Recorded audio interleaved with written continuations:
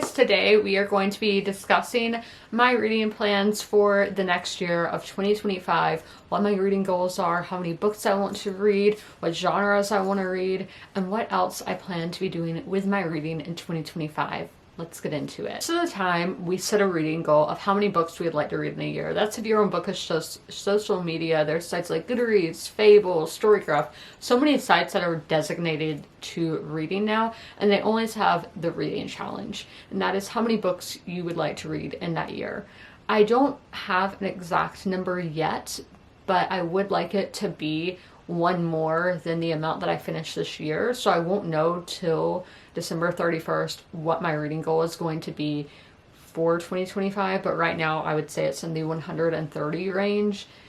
Quite a lot. That number goes up every single year, but it's going to be okay if I don't reach that. I am not going to put as much pressure on myself. It's going to be really hard not to put pressure on myself, but we can do it. Another one of my goals is having no time limits on my reading. Yes, I'm still going to aim to read about 2.5 hours every single day, but I'm not going to be like, I have to read 5 chapters of this book every day. No, I'm not going to do that. I've been doing it for years, going on about 5 years now. I've been giving myself a certain page limit or chapter limit that I would like to read each day. No, this coming year, we're just going to go with the flow and see how much feels right to read in a day, because I don't want to force myself to be reading. I want to be doing what feels right for my mind. How do I plan to select the books on my TBR, or what books I'm going to purchase? On Goodreads, I have a to-buy list. So we are talking about purchasing first. I will go on that list and I am going to sort it by highest rated. I've been testing the waters with that in November and December of this year, but in January of 2025 is when that's what we're going to stick to, by buying the highest rated books on my TBR. I think that will make it easier for me to find 5-star books by seeing what other people have rated books highly and all of that. I think it will just be easy to find books that I enjoy. Obviously, these books are on my TBR because I read a synopsis and thought it sounded good, or I read somebody's review and thought it sounded good. So I'm not just going to go buy the #1 book on the New York Times bestsellers. No, these are books I'm already interested in, and we're just going to list them by rating on Goodreads. How will I decide my TBR? We're going to be doing the same thing, because then on my Goodreads I have a list of every single genre that I read. There's about 8 genres that I go between, and again, we will click list by rating, by highest rating, and I will just pick the highest rated books for my TBR for each month. And I'm usually doing it about 3 months ahead of schedule. Right now I'm currently making my March TBR. I add a book after I finish a book to my TBR, and that's how I do it. Here's the big announcement for this video. I have a book club. It is called the Raindrops Book Club over on the Fable app. I will have it linked down below in the description of all of my videos in 2025. We are focusing on a different genre every month. How I do my reading on this channel is I have a designated genre for each month of the year, and I'm taking that over to Fable. Each month I will post my TBR, and you guys will vote on which book we will read each month. It's a completely free app, free experience. I really want it to be accessible for everybody. That's why I did it online, because I know in-person book clubs are very popular, but I want to meet the people who are watching my videos and leaving comments every week. I want to connect with you guys, because that's one of the reasons I do this, is to bring books to people's lives. So I would love to be reading those books with you. So if you guys would like to join, the link is in the description. Again, I'm not sponsored by Fable or anything. That just seemed like the most accessible website or app to use for a book club. I've been experimenting with it since October, because I didn't want to send y'all into something that I knew nothing about. So I am still learning, but I have been doing it for in January it will be 3 months. I wanted to be the guinea pig and not make y'all the guinea pigs. We will be doing a book club on there every single month. Now I will go through this list and tell y'all what each book club genre is going to be each month, and this is in general what genre I'm going to be focusing on every month. In January it will be science fiction, February will be romance, March will be historical fiction, April will be classics, May will be contemporary, and then June through August is just going to be a summer vacation where there's just going to be a wide variety of books of different genres. So it will be like Russian roulette. September will be thrillers, October will be horror, November will be nonfiction, and December will be fantasy. Now, I know some people may not want to read fantasy books. They prefer romance books or they prefer nonfiction. You can skip months. That is a-okay. I will not be offended if you don't want to pick up a certain book. We all have our preferences, but also I think it's fun to try something new, and that's why I do this genre game of doing a different genre every month, because I want to have a wide variety of what I am reading, and it would just be boring to read the same genre over and over again to me. I like to mix it up, but you do not have to do that. You do not have to pick up the book every single month. It is a-okay. And I know a lot of people on social media, like myself, tend to read books quite fast. So if you're worried about, oh my gosh, it takes me like a month to read a book, that is a-okay, because there are discussion channels for each chapter of the book that you have to physically click that yourself to see, okay, this is what happened in chapter 1. You're not going to automatically, if you're still in chapter 1, you're not going to see the spoilers for chapter 30 unless you click chapter 30. You're only going to be seeing chapter 1 if you click chapter 1. So you're not going to be like on a Discord server where everything is just there and you might be spoiled. No, I am moderating these chats as well. So if I think something's spoilery, I will get rid of it. I don't want y'all to get spoiled at all. So I will be there moderating, making sure everything goes well. And maybe if I don't notice something, feel free to message me and be like, hey, I think this might be a spoiler. I am all ears. I always accept help on those kind of things, especially on an app I've only been using for 3 months. It's an all new experience for me. And also you can transport your stats and books, your TBR from Goodreads into Fable. I did that the other day and it's so helpful. I love the graphics and everything on there. I do think Storygraph is my favorite way to track my reading, but I am using all 3 because I have fun with reading. I want to have as many like reading apps as possible. Now I am going to look into my new reading journal. I have not looked into this journal yet. This is going to be the first time y'all are going to see my live honest reactions. This is my first one that it's not one of the, or not my first one in a few years that is not an Owl Crate one. It's going to be different for me. It's going to be kind of scary because I don't know what I'm getting into, but we're going to look at it together and see what my reading journal life is going to look like in 2025. Here is the little box that it comes in. Like, this is bougie, guys. It's coming in a box. I've never had one be like that before. Okay, that must have been upside down. Nice, wrapped in nice paper. It comes with these stickers. Sleep is good, books are better. Undownable. This just made my top 5. All these cute little stickers to put in your book reviews from the reading journal. Again, upside down. We have to keep flipping this around. There she blows. Take her out of the box. So I'm gonna put the box aside over there. Like, this is a nice book, the reading journal. I'm not sure what company this is. We have a quote. We lose ourselves in books and we find ourselves there too. That's a beautiful quote.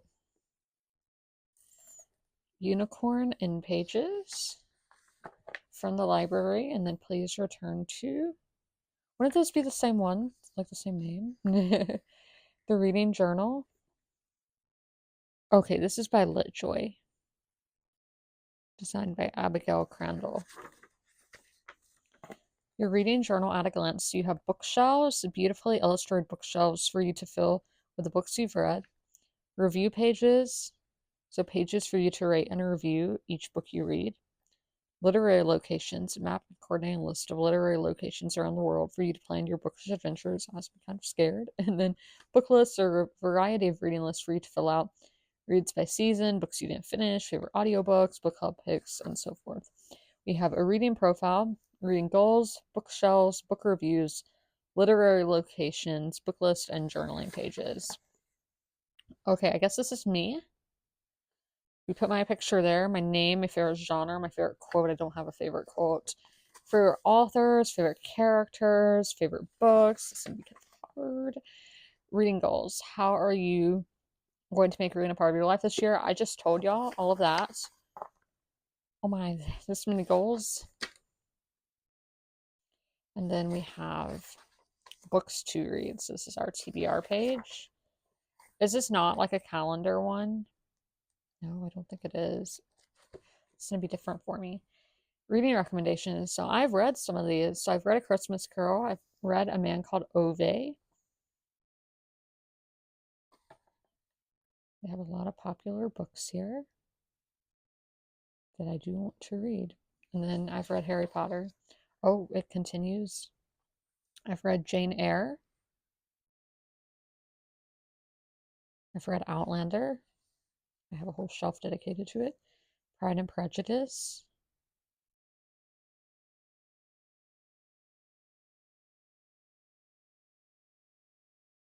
The Book Thief. The Count of Monte Cristo. The Fault in Our Stars. The Giver. The Illuminae Files. The Nightingale. So I can mark off several of these and the list goes on. So these are the bookshelves to add the books that I've read. I don't like how some of them already have the, I know you can't read what those titles are, like Totoro. You can read that. I don't like that because I didn't read those books. And then here's where you do your book review, the title, the author, the genre, the format. They left off ebook, year published, number of pages, began reading, completed reading, who I'd recommend this book to because this book made me feel happy, sad, bittersweet, warm, thoughtful, peaceful, inspired. This book taught me. And then your rating, and your rights. Yeah, that's where you put your quotes. I might do a picture of the cover there, actually. I don't know how many of these pages we have. As you can see, there are quite a few. I'm seeing it up. Yeah. You know how sometimes those things change. So there are illustrations throughout I saw while doing all of that. We have a thoughts and feelings pages. Never trust anyone who's never brought a book with them. And these are like journaling pages. So that's going to be something that I kind of miss, that Outlander, but that the journaling pages, how I have right now, I guess I could do something on some of these pages. But yeah, we do have these blank ones that I guess you could technically do something with. All right, so those are, yeah, again, I don't know how many they have on there. So books are uniquely portable magic. Yeah, Stephen King, they are.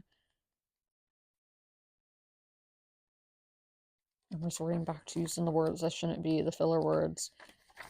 Now we have the location map, literary locations. We have our world map here. Like, okay, Canada, we have Alice Mern, didn't she pass recently? Margaret Atwood, then Mexico, UK, like Charles Dickens, the Brontes, Guernsey Island, I'm not sure how to pronounce that, Scotland. So these maybe might be books that take place in Scotland because Diana Gabaldon is an American. Wales, Ireland, so very UK focused on that front.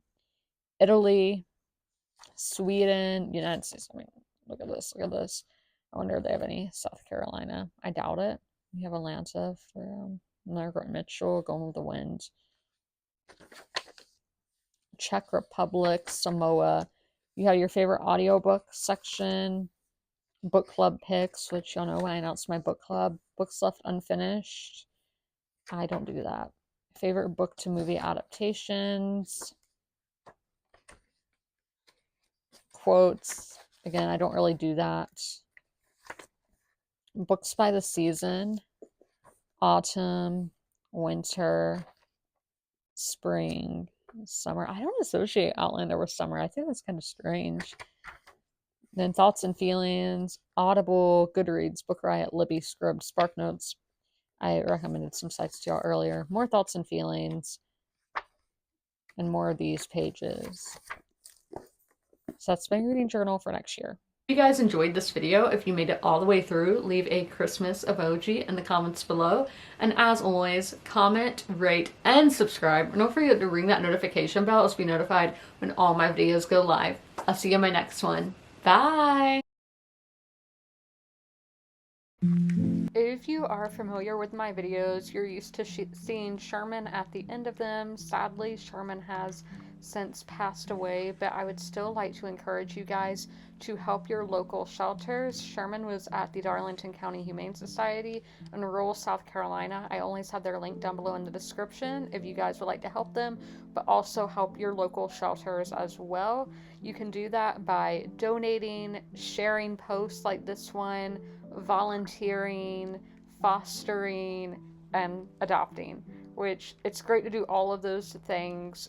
Great to help your community, great to help the animals in your community, and I cannot recommend it enough. All of my pets were rescues, they were strays or from animal shelters, and I love them so much, and I know how much love they can give, so knowing these pets at the shelter can equally give that much love, it's amazing. And y'all should totally take part and help out those local animal shelter pets, and please help them.